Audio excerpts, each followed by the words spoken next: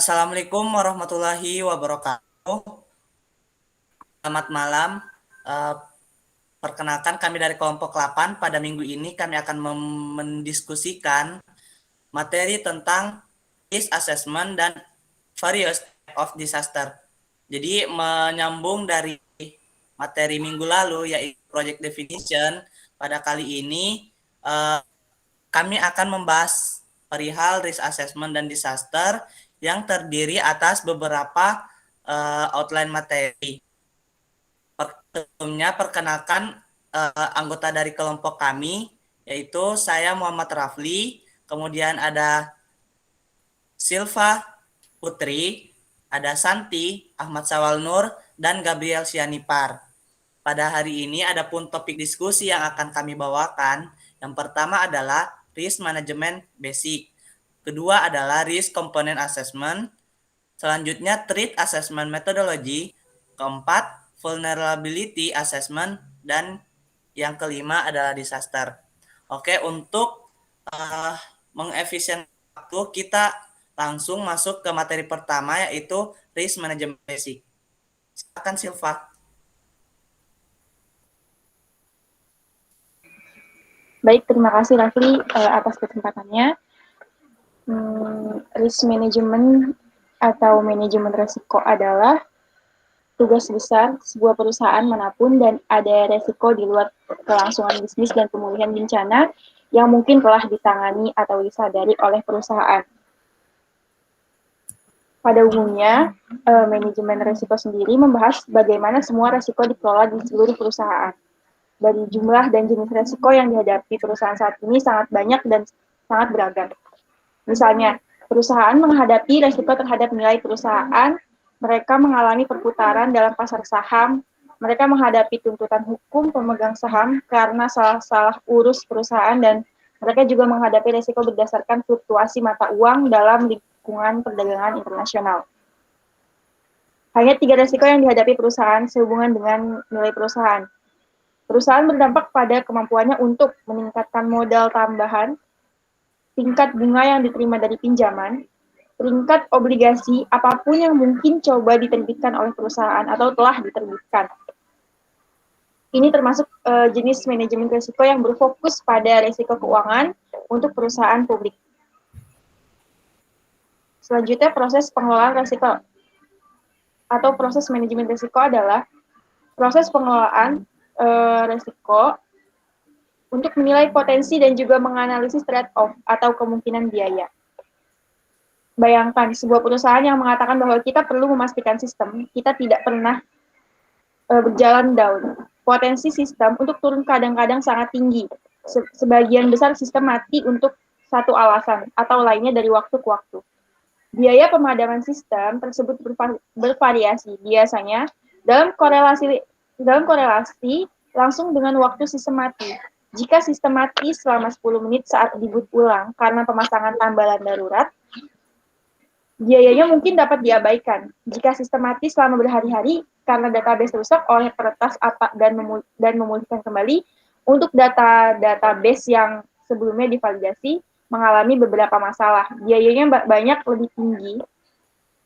Sekarang mari kita imbangi dengan biaya peluang. Jika kami menghabiskan $5.000 untuk berbagai sistem agar server tetap aktif dan berjalan, $5.000 itu yang tidak dapat kami belanjakan untuk hal lain, seperti materi pemasaran, iklan, atau upah karyawan. Selain itu ada biaya waktu henti versus biaya solusi. Apa artinya 1 jam untuk waktu henti? Server membuat perusahaan Anda kehilangan penjualan, kehilangan produktivitas, kehilangan reputasi, atau kehilangan konsumen. Kepercayaan diri itulah biaya peluang waktu henti. Intinya bukan untuk masuk ke diskusi keuangan terperinci mengenai biaya bisnis, tapi untuk memahami bahwa untuk setiap aktivitas yang terjadi, beberapa aktivitas lain tidak dapat terjadi untuk setiap dolar yang dihabiskan untuk melakukan sesuatu.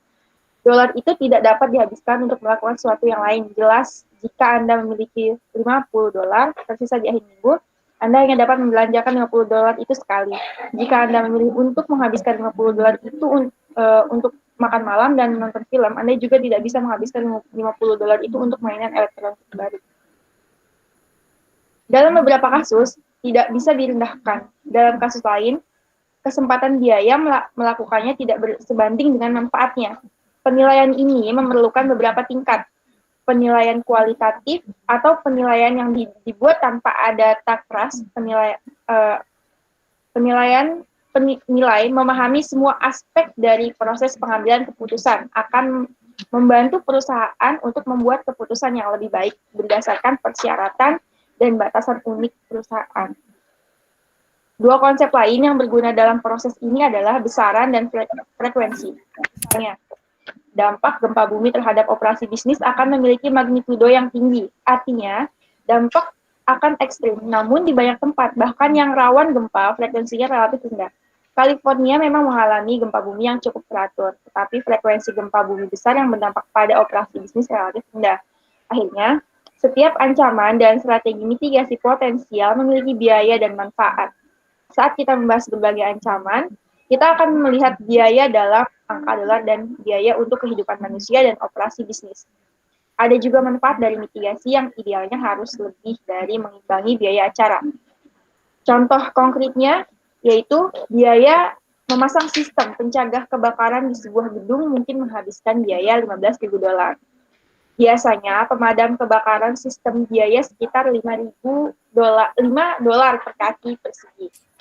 Sistem pencegah kebakaran khusus dapat berjalan setinggi sebagai $10 kaki persegi. Bandingkan total biaya pemasangan dengan biaya kebakaran sebesar dalam hal kerusakan bangunan, kerusakan peralatan, meja kantor, karpet, dekorasi, file catatan inventaris, kerusakan peralatan IT, dan cedera dan kematian manusia itu lebih dari $15.000. Terlihat seperti investasi yang sangat baik karena biaya pemasangan sistem jauh lebih rendah daripada manfaat yang diberikannya melalui pengurangan resiko ini. Jenis penilaian yang akan perusahaan selesaikan untuk rencana BC atau DR, mari kita lihat masing-masing fase secara singkat sehingga memahami kerangka kerja untuk seluruh proses penilaian risiko. Adapun penilaian ancaman. Risiko bisnis didefinisikan sebagai proses total untuk mengidentifikasi, mengendalikan, dan menghilangkan atau meminimalkan kejadian yang tidak pasti yang dapat mempengaruhi bisnis. Ini termasuk analisis risiko, analisis biaya, manfaat, seleksi, implementasi, dan pengujian strategi yang dipilih dan pemeliharaan strategi tersebut dari waktu ke waktu. Mengidentifikasi, mengendalikan, menghilangkan, atau meminimalkan ketidakpastian acara, manajemen risiko adalah tentang mencoba mengelola ketidakpastian.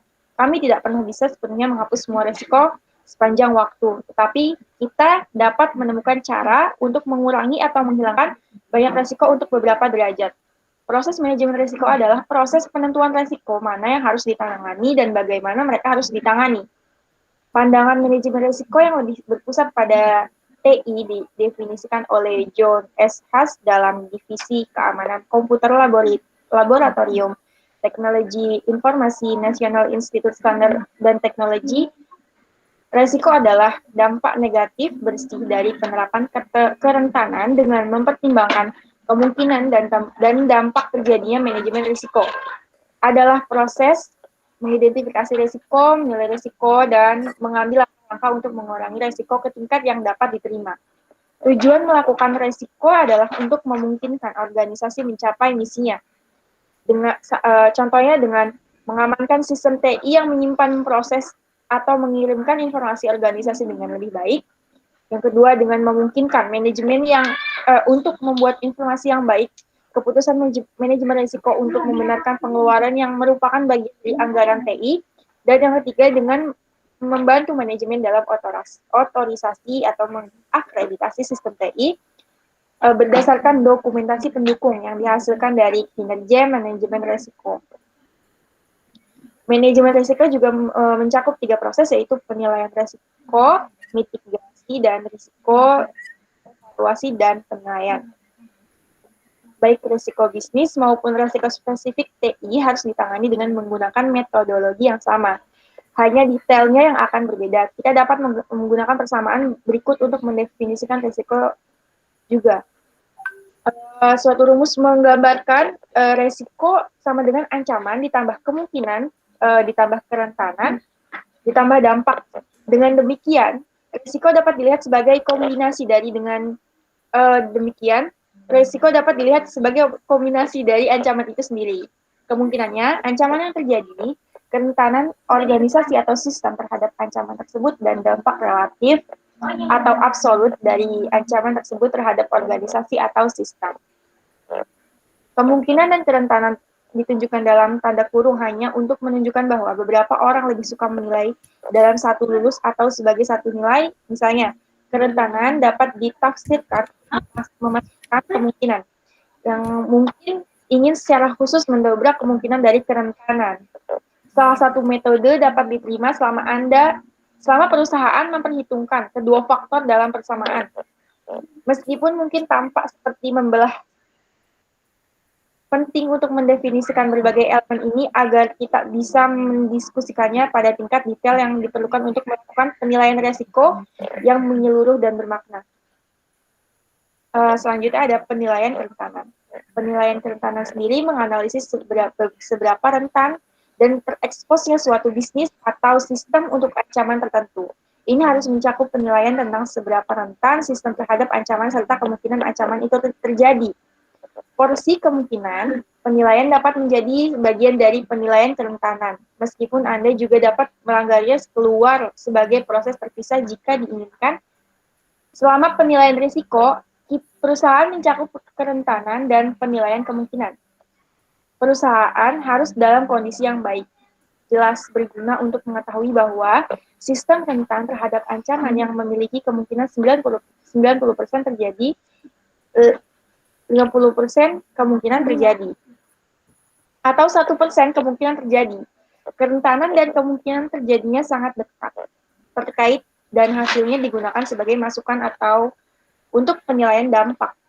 Tentu saja server yang di luar firewall jauh lebih rentan terhadap serangan eksternal daripada server di dalam firewall. Ini adalah contoh kerentanan relatif karena kedua server rentan, tetapi satu lagi begitu daripada yang lain.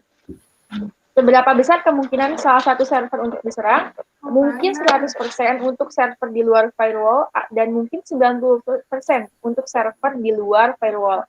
Saat ini, lingkungan yang serangan seperti yang Anda lihat membuat penilaian relatif untuk kerentanan dan kemungkinan menghasilkan profil risiko yang berbeda untuk kedua server. Perusahaan akan melihat ini lebih dalam detail untuk kemudian dibahas.